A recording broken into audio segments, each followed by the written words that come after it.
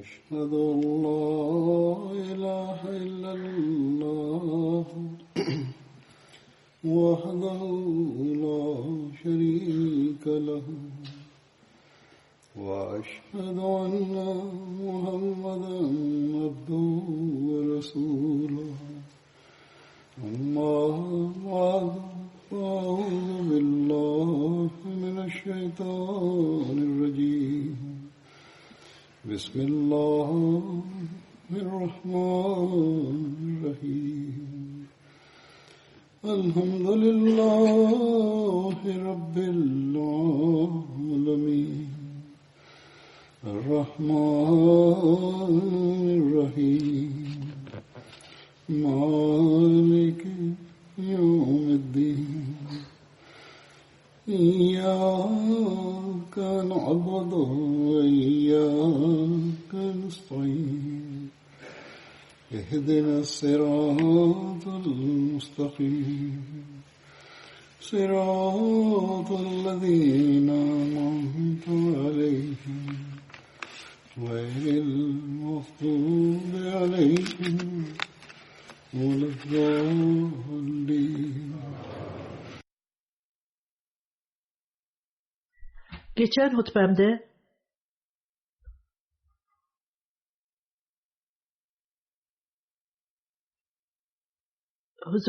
hutbemde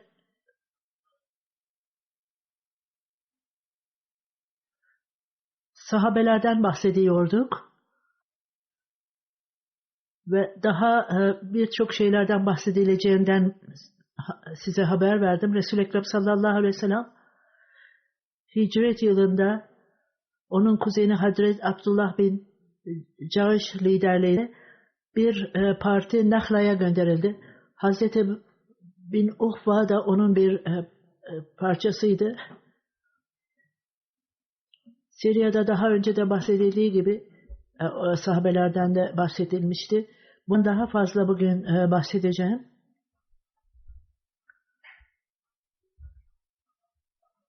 Siret-i Hatem-i Nebiyy'in Mirza Beşir Ahmet sahibinin yazdığı kitapta Resul-i Ekrem sallallahu aleyhi ve sellem karar vererek Kureyş hareketinin yakından takip edilmesini karar verdi. Böylece her türlü haber ona gelsin. Medine ansızın saldırıdan böylece korunacaktı. Bu teklifle Resul-i Ekrem sallallahu aleyhi ve sellem bir muhacir grubu gönderildi. Bazı insanlar bu partiye, bu gruba gönderildi. Böylece Kureyş'in gizliliği ortaya çıkacaktı. Ve onun kuzeni Abdullah bin Cahş'ı bu grubun lider olarak tayin etti. Resul-i Ekrem sallallahu aleyhi ve sellem bunları yolcu ederken ona nereye gönderildiğini ve hangi amaçla gönderildiğini söylemedi onlara. Ve ona bir damgalı mektup verildi. Bu mektupta senin için talimat var dedi. Resul-i Ekrem sallallahu aleyhi ve sellem siz Medine'nin 2 günlük yolculukta bu talimat mektubunu açınız ve bu talimatı uygulayınız.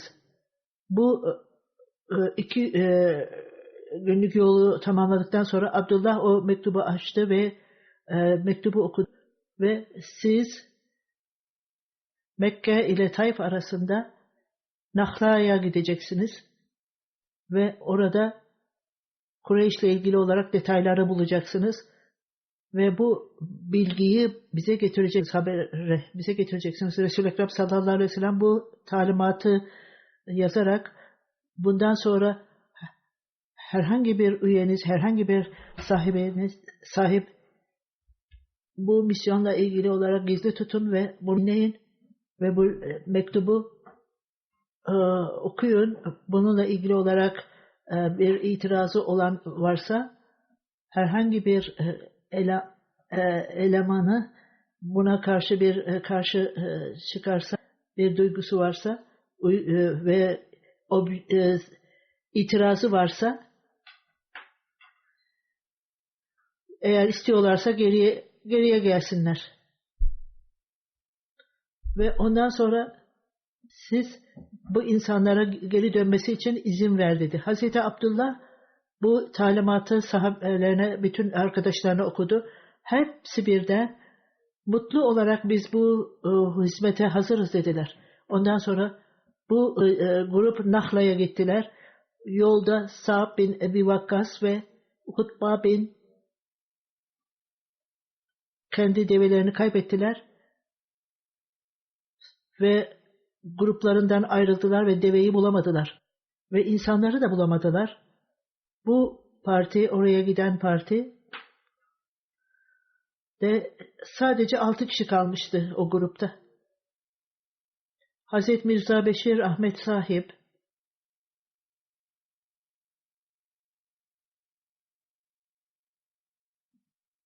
bir doğu bilimci ile ilgili olarak o Sa'd bin Abi Vakkas ve Hutba'nın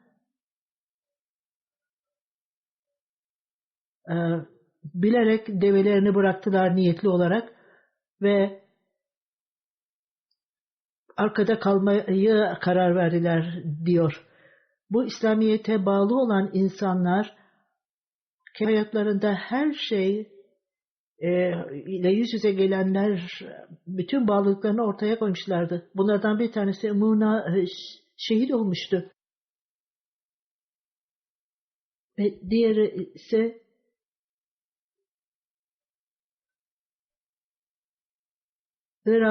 Irak'a teslim almışlardı. Bunların bencilce düşüncelerine göre bu Doğu bilimcileri böyle söylüyordu. Marvelous ismi. O kitabında şöyle yazıyordu. Bu kitap herhangi bir ben bir düşmanlık besleyerek yazmadım. Bu insanlar ne zaman bulurlarsa Müslümanları kritik ederler ve İslamiyet'i de kritik ederler ve onlar herhangi bir şey ellerinde bırakmazlar. Ben yine bu Siriya meselesine geleyim.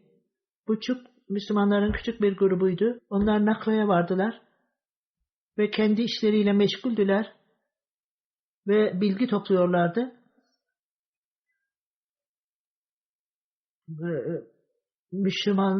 Müslümanlarla ilgili olarak acaba onlara soruyorlar mı diye onları araştırdılar, bu gayrimüslimlerin davranışlarını. Bu grup bilgi toplamakla meşguldü ve bazı insanlar başlarını tıraş ettiler ki böylece bu ümreye giden kişilerdir ve onlar böylece şüphe içinde olmasınlar. Kureyş'ten küçük bir grup da oradaydı. Taif'ten Mekke'ye gitmekteydiler.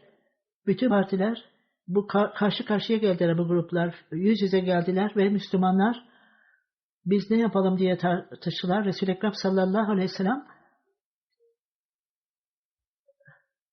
onları gizli bilgi toplamak için göndermişti. Diğer tarafta şimdi onlar yüz yüze geldiler ve onlarda doğal olarak bir korku vardı ve bu Kureyşliler Müslümanları gördüler şimdi. Onlarla yüz yüze geldiler ve bu amaçla gönderilen kişiler gizlilik onlarda kalmayacaktı ve buradaki zorluk Müslümanlar belki de bu Recep günüdür ve belki de birkaç gündür burada savaşılmaması gerekir o günde. Bazıları Recep bitti, Şaban başladı diye bazıları düşünmektedir ve bazıları da Cemalül Ahir'de gönderildi ve insanlar şüphe içindeydiler. Acaba bu Cemalül Ula mıydı? Ve yoksa diğer taraftan bu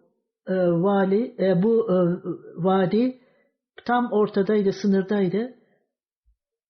Bugün karar almazsak harem sınırına gidecektik. Bunu düşünerek Müslümanlar karar verdiler. Bu küçük şeye ya saldırmamız gerekir veya onları ele geçirerek öldürmemiz gerekir. Onlar saldırdılar ve bunun sonucu olarak da bir kuffarın bir üyesi öldürüldü, diğerleri ele geçirildi ve diğerleri de geri kalanı da kaçtı. Müslümanlar onu yakamadılar. Bu plan öylece başarılı olamadı. Müslümanlar onların mallarını ele geçirdiler. Bir kişi ondan kaçtı ve belki de bu fikir, bu bilgi Kureyş'e gidecektir çabucak. Sahabelerden 2 kişi çabucak Medine'ye döndüler ellerindekiyle. Bu nedenle esas olarak Resul-i Ekrem sallallahu aleyhi ve sellem bu grubu niyetli olarak gönderdi ki Şehri Haram'da o kutsal aydı. O ayda bu kafirler bundan haberleri yoktu. Böylece Müslümanlar bundan fırsatı ele geçireceklerdi. Küçük bir grup öyle uzak bir yere göndermek, araştırmak için gönderilemezdi. Özellikle Müslüman olmayanların merkezi çok yakındı ve bu grup sadece bilgi almak için gönderilmişti ve Resul-i Ekrem sallallahu aleyhi ve sellem sahabelerin onlara saldırdığını haber alınca kafirlere çok üzüldü ve morali bozuldu. Bunlar Resul-i Ekrem sallallahu aleyhi ve sellem'e geldiklerinde ona olanları anlattı bütün detaylarıyla. Ondan sonra Resul-i Ekrem sallallahu aleyhi ve sellem çok kızmıştı bu insanlarla ilgili olarak ve ben sizi onlarla kutsal ayda savaşmak için izin vermedim. Resul-i Ekrem sallallahu aleyhi ve sellem bütün alınan şeylere reddetti. Onların sahabeleri çok utandı. Abdullah bin ve onlar biz tahrip olduk çünkü Resul-i Ekrem sallallahu aleyhi ve sellem bizden hoşnut olmadı, bize kızdı diye çok üzüldüler, tahrip oldular, mahvoldular. Diğer taraftan Kureyş de yaygara koparttı ve Müslümanlar bu kutlu ayı gözünde tutmadılar ve bir kişi öldürdüler. Amer bin Ares, bu zengin bir kişiydi. Ukba bin Rabi bu düşmanlığı ateşledi Müslümanlara karşı ve büyük bir hazırlık yapıldı ve Medine'ye saldırmak için hazırlık yaptılar. Bu olayda her iki hem Müslümanlar hem Müslüman olmayanlarla ilgili olarak çok şeyler hissedildi. Allah-u Teala'dan vahiy geldi sonunda. Bundan dolayı Müslümanlar mutlu oldular.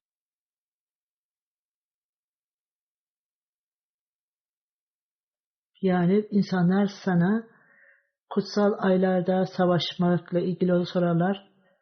Hiç şüphesiz bu kutsal ayda savaşmak çok kötüdür.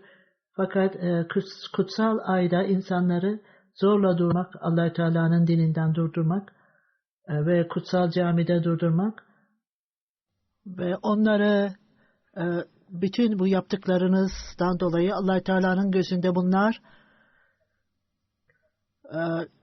kutsal ayda savaşmaktan daha kötüdür. Hiç şüphesiz kutsal ayda karışıklık yaratmak diğer kötülükleri durdurmaktan daha kötüdür. Sizin durumunuz işte budur ve bu insanlar nerede olursa olsun sizden ayrılmayacaklar ve devamlı savaşacaklar. Ta ki sizi dininizden çevirinceye kadar eğer böyle güçleri varsa.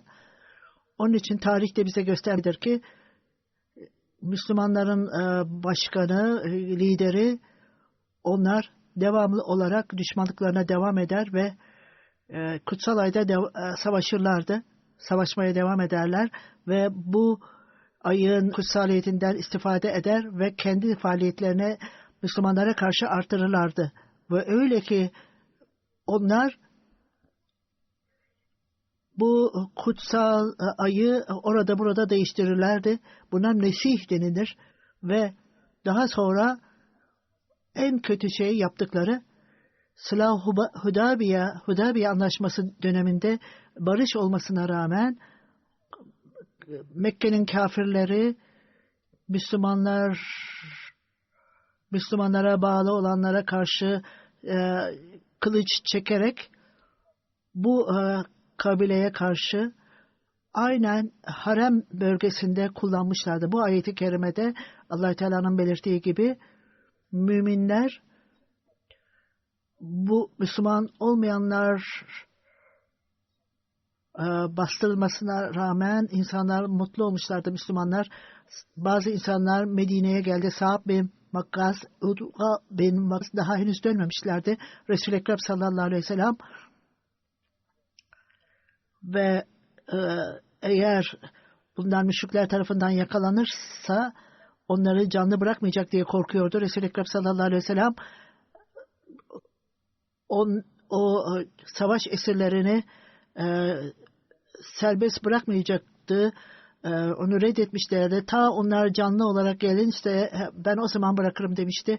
Resul-i Ekrem sallallahu aleyhi ve sellem onlardan fidye aldı ve bu esirler serbest bırakıldı. Bir kişi Medine'de kaldı onlardan ve o öylesine etkilendi ki Resul-i Ekrem sallallahu aleyhi ve sellem'in asil karakterinden ve Resul-i Ekrem sallallahu aleyhi ve sellem'in talimatlarından o serbest kılınca reddetti geri dönmeye. Resul-i Ekrem sallallahu aleyhi ve sellem'in sahabelerinden biri oldu. İslamiyet'i kabul edip Mervad olayında o şehit oldu. Onun İslamiyet'e inanması ve İslamiyet'le olarak fedakarlık yapması işte böylece Doğu bilimcilerin iddialarını reddetmektedir. Bu insanlar devamlı bunu yapmaktadırlar. Hazreti Utba bin Razban Bedir'de bütün onların yaptığı yolculuklarda, savaşlarda Resul-i Ekrem sallallahu aleyhi ve sellem'le beraberdi. Hazreti Utba bin Razban da iki esirdi, onlar özgür bırakılmıştı. Onlar da Cengi Gazvan'a katılmışlardı. Utba bin Gazva çok bilgili bir okçuydu. Hazreti Ömer onu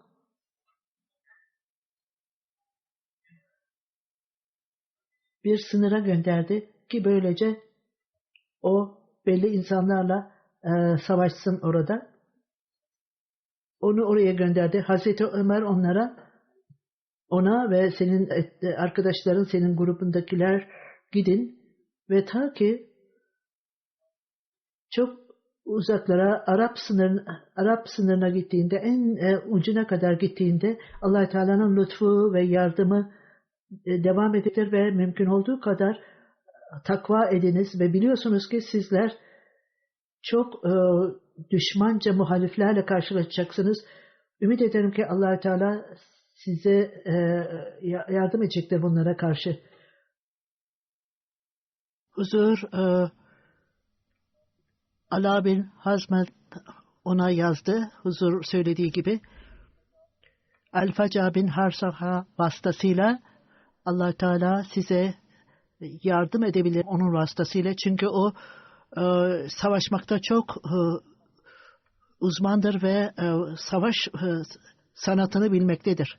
Hazreti Ömer insanları Allah Teala'ya çağır ve kim bunu dini kabul ederse onları kabul etmeyenler, dinini kabul etmeyenler için cizye iste ve onları nazikçe eğer öderlerse, ister bu ödemeye hazır değiller veya Müslüman olmaya hazır değillerse o zaman onlara karşı harekete geç ve onlar Müslüman olmazlarsa, o zaman savaşa güveniyorlarsa, o zaman sen silahını kullan veya kılıcını kullan, bu senin sorumluluğundur. Araplarda ne zaman yanından geçerse onları cihada çağır ve onlara, bu insanlara karşı gel ve Allah-u Teala'dan yardım iste. Hazreti Ömer, Hazreti Utba'yı 800 kişiyle beraber Basra'ya gönderdi ve daha sonra bazı daha insanlar da yardım için onlara gittiler. Hazreti Utba belli noktada orayı aldı, ele geçirdi ve orada sınır tesis etti ve bu ilk olarak Basra'yı şehir yapan kişiydi ve orada yerleştiler. Hazreti Ömer bin Hattab, Hazreti bin Atba Rızban vali olarak atandı Basra'ya. Halipas, Faris'in eski bir adıydı. Vaşta'ydı İran'ın. Urdu şiirde bu bilinir. Araplar ona Hariba ismi verildi. Cemal Savaşı orada yapıldı. Onlar Hazreti Ömer'e mektup yazdılar. Müslümanlar için bir yer vardır ki bu yere ihtiyaç vardır. Bu insanlar orada kalabilirler savaştan geldiğinde, soğuk havada. Hazreti Ömer, bütün bu insanları oraya topla ve su ve otlanacak yer de bul ve orada su da olsun, hayvanlar için yiyecek de olsun.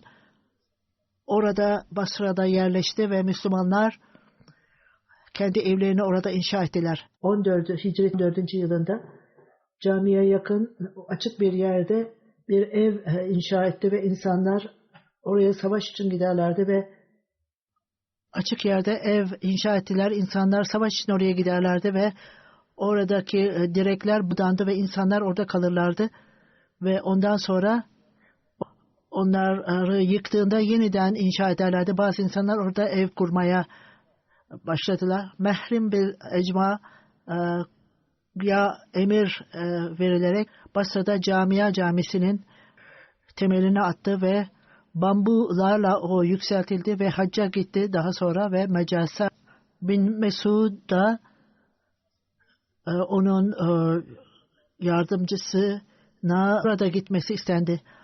Hazreti Muara bin Şuba ona emir vererek namazı kıldırmasını istedi.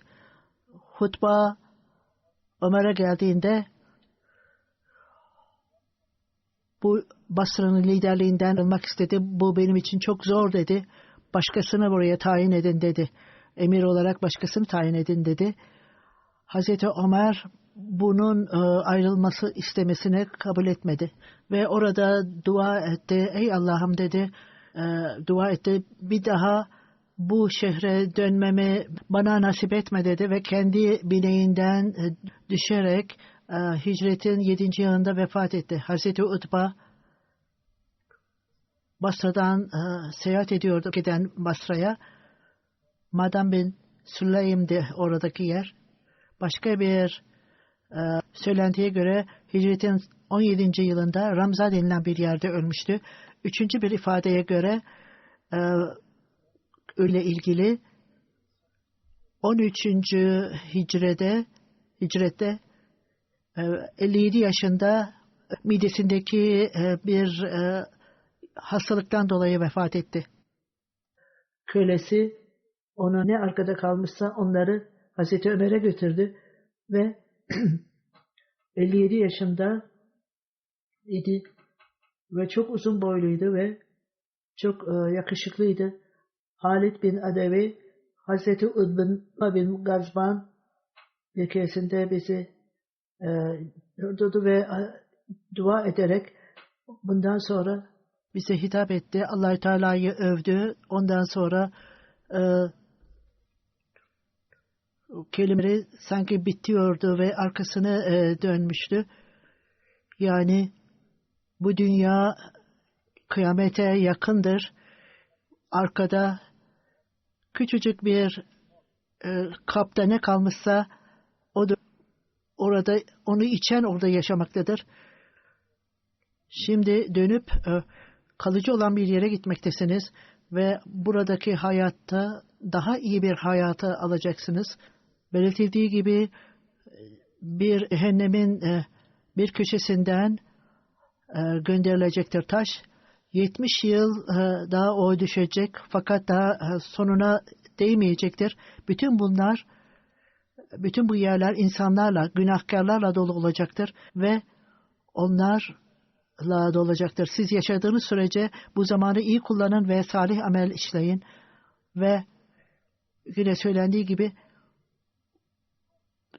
2 tane kapı olacaktır. Onların ikisindeki uzaklık 40 yılda ulaşılamayacaktır. Bu zaman geniş sayıda insanlarla dolu olacaktır.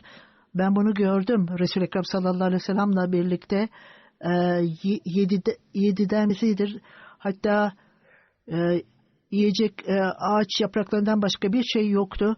Bazen öyle kötü durumlardaydık ki ağaçların yapraklarını yerdik ve biz yaralandık, hastalandık. Orada kendisinden bahsederek bir çarşafımız vardı. Onu 2'ye bölmüştük. Bizim durumumuz böyleydi. Biz kendi bedenimizi tam olarak kapatamıyorduk. Yine bunun bir parçasını vücudumun alt kısmını kapatıyordum. Diğeri ise vücudumun üst kısmını kapatıyordum. Bugün bazı kişiler sabahleyin kalkar, oranın emiri olan Allah-u Teala'dan bu gibi şeylerden kendimi büyük olarak saymaktan Allah-u Teala'ya sığınırım. Ben çok küçüğüm ve çok zayıfım Allah-u Teala'nın indinde. Benim durumum budur. Ben kendimi hiç önemsiz olarak taşımaktayım, bilmekteyim. Şimdi zaman değişti. Bizim etkimiz var şimdi. Şimdi bununla ilgili olarak çok üzüntü duymamız gerekir. Hiçbir peygamberlik yoktur ki arkada bir etki bırakmamış olsun. Belki bu krallıkla sona erebilir. Siz başka idarecilerin de durumlarını görürsünüz. Müslümanların durumları dünyevi isteklere üstün gelecektir ve o zaman göreceksiniz bunu ve ne söylüyor? Bunlar doğrudur. Sizler daima Allah-u Teala'ya yönelin ve maneviyata önem verin. Bu sizi cennete götürecektir. Bundan sonraki sahaba Sa'd bin Ubada Ansar'dandı. Hazreç kolundan idi ve babası Ubada bin Uleym, annesi Lema, annesi Resul-i Ekrem sallallahu aleyhi ve sellem'in elinden biat etme onuruna sahip olmuştu. Hazreti Sa'd'ın annesi onunla kuzeyn idi. Bedri insanlardandı.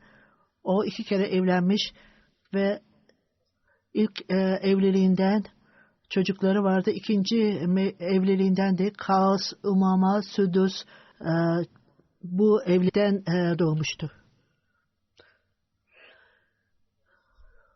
Sa'd bin Ubada'nın kız kardeşi vardı ve o Resul-i Ekrem sallallahu aleyhi ve sellem'in elinden biat etmişti. Başka bir kardeşi daha vardı, kız kardeşi Leyla isminde Ubada. O da Resul-i Ekrem sallallahu aleyhi ve sellem'in elinden biat etmiş ve İslamiyet'i kabul etmişti. Hazreti Sa'd bin Ubada, Ebu Sabit de onun lakabı. Ebu Sabit lakabıydı. O Ansar'dandı ve lider idi. Nekib'in lideriydi ve bütün savaşlara katılmıştı ve Ensar'ın bayrağını taşıyordu. O çok yakışıklıydı, etkiliydi, kişiliği etkiliydi ve insanlar onu biliyordu. Cehalet döneminde Arapça yazmasını biliyordu. O zamanda bile çok az kişi yazmayı biliyordu, yazma sanatını biliyordu. Yüzmeyi ve okçuluğu da çok ustaydı. Bunlarda uzman olanlara en mükemmel kişiler denilirdi. Cehalet döneminde Sa'd bin Ubada ve onun ataları da onlar duyuruda bulunarak herhangi bir kişi et yemek isteyen varsa buraya gelsin ve ben Sa'd bin Ubada'yı ben o zaman buldum ve o ilan ederdi. Hiçbir kişi aranızdan bir kişi et seviyorsa gelsin ve o hayvanların etini dağıtırdı ve ben onu da aynı durumda buldum. O da insanları davet ederdi. Medine'ye doğru gidiyordum. Medine yolunda yürüyordum. O zaman gençtim. Hazreti bin Abdullah bin Ömer Şahab bin Ömr'e bunu yazmaktadır. O zaman ben gençtim. Abdullah bin Ömer oradan geçiyordu ve Aliye denilen bir yerde Necid'den Medine'ye 5 mil uzakta ben kendi topraklarıma gidiyordum.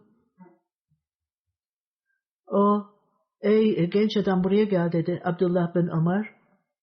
Ona sordu, ey genç adam buraya gel. Herhangi bir kişi birisini mi çağırıyorsun dedi. Ben size gerçeği söyleyeyim. Bunun anlamı çok eli açık bir kişiydi Sa'd bin Ubada. O nesilden başlamamıştı. Abdullah bin Ömer ona sordu. Hazreti Nafiz, Abdullah bin Ömer Sa'd bin Ubada'nın yanından geçti. Nafi bunlar, bu evler bu insanların evidir. Bir kişi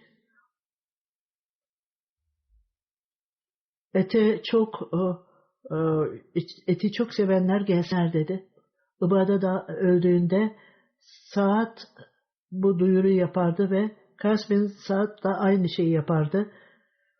Ve o en eli açık insanlardan birisiydi. Bu da göstermektedir ki o nesillerinde bile aynı sistem devam etmekteydi ve ondan sonra bu durum artık orada kalmamıştı. Hazreti Sa'd bin Ubada Betu İkbal Samiye'de İslamiyet'i kabul etmişti. Siret Hatem-i Nebi'inde buradaki detaylar anlatılmıştır. Zülhicce ayda hac mevsiminde Oğuz ve Hacret'te birçok kişi Mekke'ye geldi. Aralarından 70'i Müslüman oldu veya Müslüman olmak istediler. Resul-i Ekrem sallallahu aleyhi ve sellem onlarla karşılaşmak için Mekke'ye geldi. Müslüman de onlarla beraberdi. Müslüman'ın annesi hayattaydı ve o putperestti fakat oğlunu sevmekti. Çok sevmekteydi. Onun geldiğini görünce gel beni gör ondan sonra git dedi. Ben Resul-i Ekrem sallallahu aleyhi ve sellem'le daha karşılaşmadım. Onunla karşılaştıktan sonra ondan sonra geleceğim seni görmeye geleceğim dedi annesine. İlk önce Resul-i Ekrem sallallahu aleyhi ve sellem'e geldi ve onunla karşılaştıktan sonra bu önemli şeylerden bahsedince sonra annesine gitti ve ilk önce çok kızmıştı ilk önce bana gelmeden diye ağladı ve ona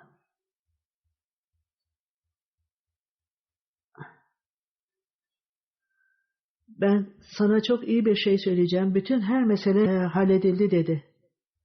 Musab çok nazikçe sadece ben bu kadar söylüyorum.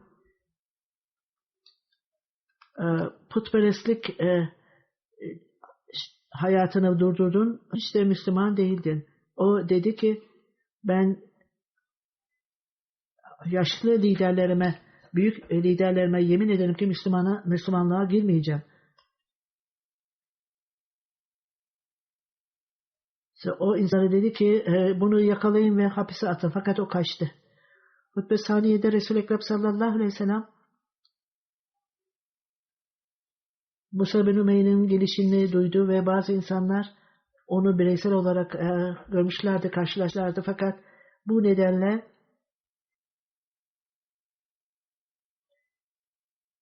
topluca bir karşılaşma vardı. Ondan sonra hac yapılmıştı. Gün ortası. Orada gecenin yarısında karşılaşmak için bir araya gelmeleri gerekir. Böylece Resul-i Ekrem sallallahu aleyhi ve sellem onlarla özel olarak konuşacaktı. Resul-i Ekrem sallallahu aleyhi ve sellem herkes bir araya beraberce değil, tek tek gelsinler, uyanık olanlar gelsinler, uyuyanları uyandırmayın dedi. Kim gelirse o zaman gelsin. Gecenin 1/3 geçmişti. Resul-i Ekrem sallallahu aleyhi ve sellem evinden yalnızca geldi ve amcası Hazreti Abbas onu kendisiyle beraber getirdi ve o zaman Müslüman değildi. Fakat Resul-i Ekrem sallallahu aleyhi ve sellem'i severdi ve o Beni Haşim'in lideriydi. Her ikisi de küçük bir yere, oradaki yere geldiler. Çok Ensar kısa bir sürede gelmeye başladılar. Hepsi yetmişti. Hatta Mucu kabilesineydi. İlk önce Resul-i Ekrem sallallahu aleyhi ve sellem'in amcası olan kişi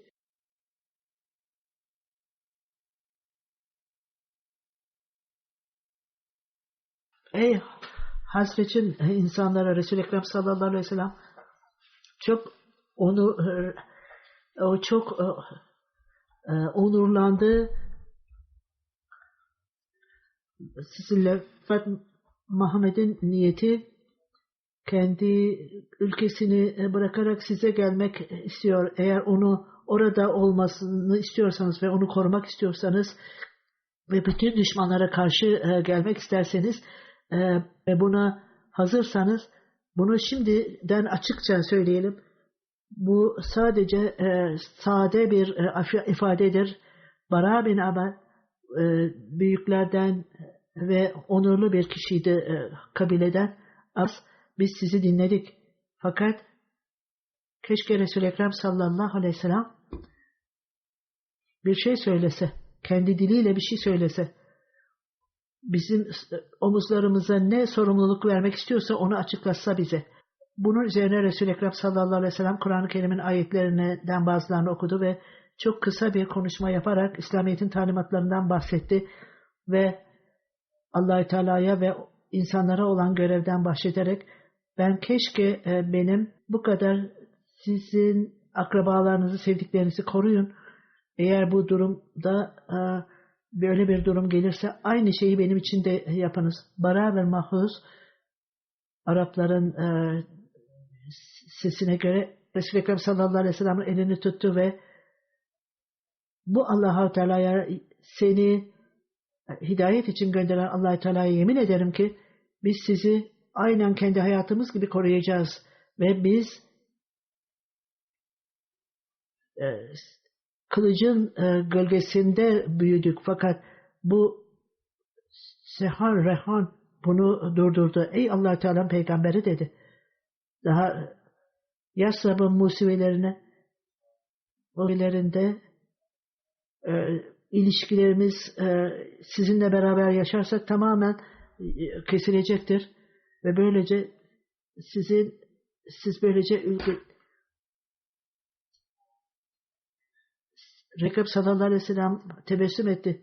Hayır öyle değil. Sizin kanınız benim, sizin dostlarınız benim dostum, sizin düşmanlarınız benim dostum olacaktır. Bu durumda bir Abbasi arkadaşlarına bakarak zannediyor musunuz ki bu sözün anlamı nedir biliyor musunuz? Şimdi siz her türlü insanlar sizin düşmanınız olursa onlara karşı geleceksiniz ve ayrıca her fedakarlığa da hazır olacaksınız. Evet dedi insanlar, biz bunu biliyoruz. Resul-i Ekrem sallallahu aleyhi ve sellem buna karşılık ne yapacağız Resul-i Ekrem sallallahu aleyhi ve sellem? Siz Allah Teala'nın cennetini alacaksınız. Bu Allah Teala'nın en büyük nimetidir. Onlar evet bu anlaşma doğrudur ve lütfen siz elinizi ulaşın ve o elini uzattı ve bütün 7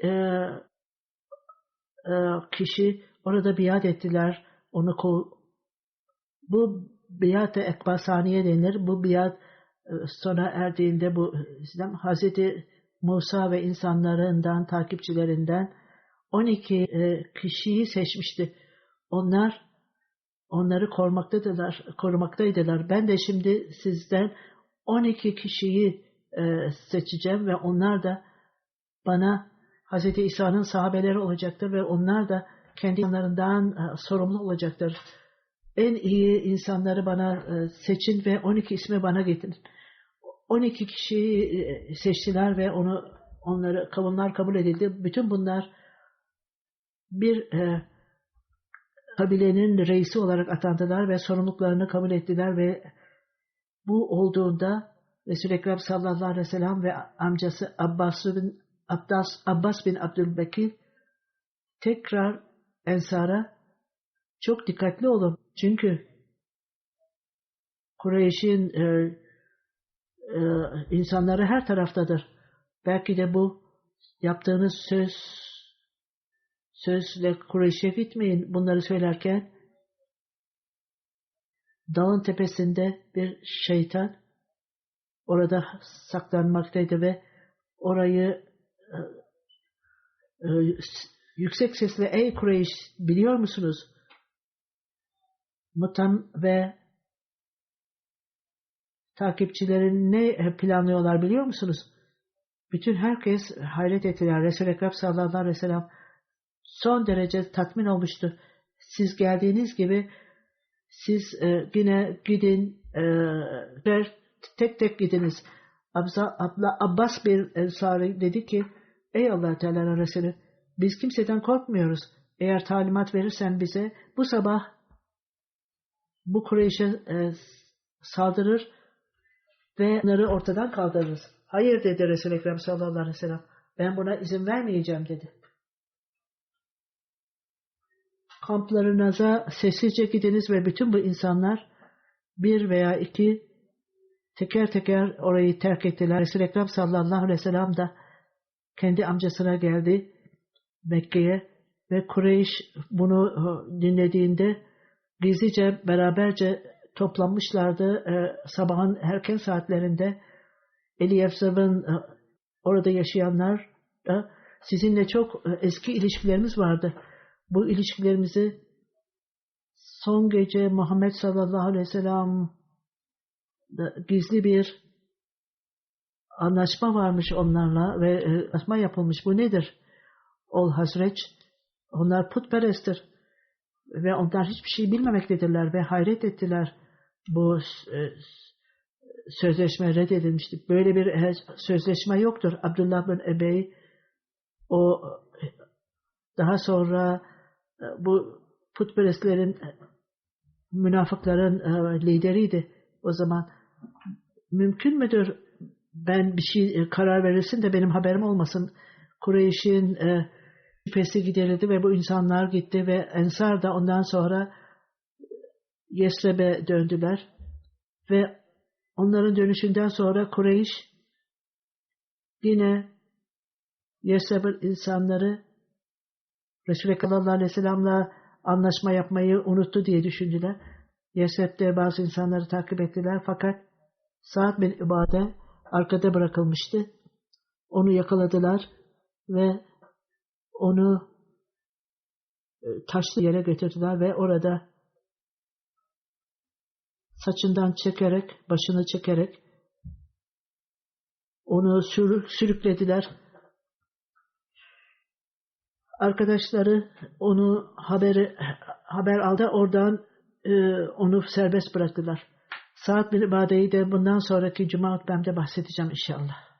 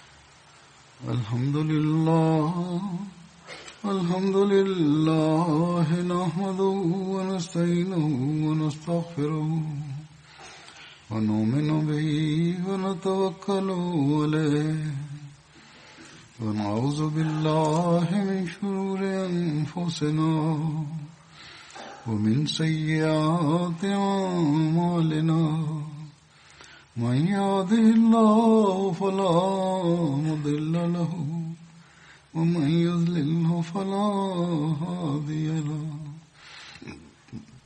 ونشهد أن لا إله إلا الله ونشهد أن محمدا عبده ورسوله عباد الله رحمكم الله إن الله يأمر بالعدل والإحسان وإيتاء ذي القربى وينهى عن الفحشاء والمنكر والبغي يعظكم لعلكم تذكرون اذكروا الله يذكركم وادعوه يستجب لكم ولذكر الله أكبر